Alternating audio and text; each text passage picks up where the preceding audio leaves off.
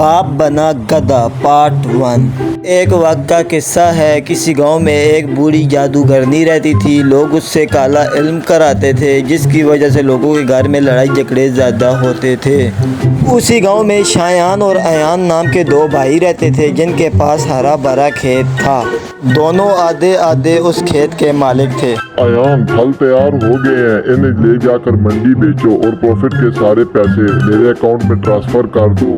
دوسرے گاؤں میں ایک بہت اچھی زمین مل رہی ہے، میں نے وہ خریدنی ہے۔ بھائی، یہ کھیت تو آدھا میرے نام ہے، اس لیے پروفٹ کے آدھے پیسے میں اپنے پاس رکھوں گا، جس سے مجھے گھر کا خرچہ بھی چلانا ہوتا ہے اور امی کی دعائیاں بھی لینی ہوتی ہیں۔ دیکھو ایان، میں بحث کے موڈ میں نہیں ہوں، یہ نہ ہو کہ میرا میٹر گھوم جائے اور مجھ سے قتل ہو جائے۔ جتنا بولا ہے صرف تم اتنا کرو۔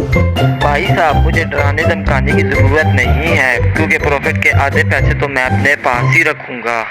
میرے خیال میں تو ایسے نہیں مانے گا، میں خود جا کر ابا جان سے بات کرتا ہوں۔ پھر شایان باپ کے پاس جاتا ہے اور سارا پروفٹ اپنے پاس رکھنے کا ان کو کہتا ہے۔ شایان، یہ کیا بات کر رہا ہے؟ تم دونوں کی آدھی آدھی زمین ہے اور اس کے منافع پر تم نے نظر کیوں رکھی ہے؟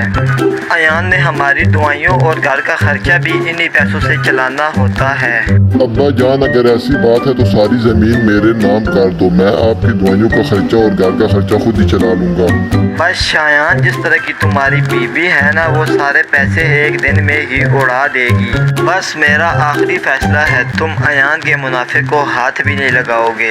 شایان کو اس بات پر بہت غصہ آتا ہے اور وہ اسی آدمی کے پاس چلا جاتا ہے جس آدمی سے اسے زمین خریدنی ہوتی ہے۔ ہاں شایان، زمین خریدنے کے لیے پیسے لے آئے ہو، پھر کر دوں زمین تمہارے نام کیا؟ بھائی صاحب، زمین تو آپ کی میں خریدوں گا، مگر ایک مسئلہ ہو گیا ہے۔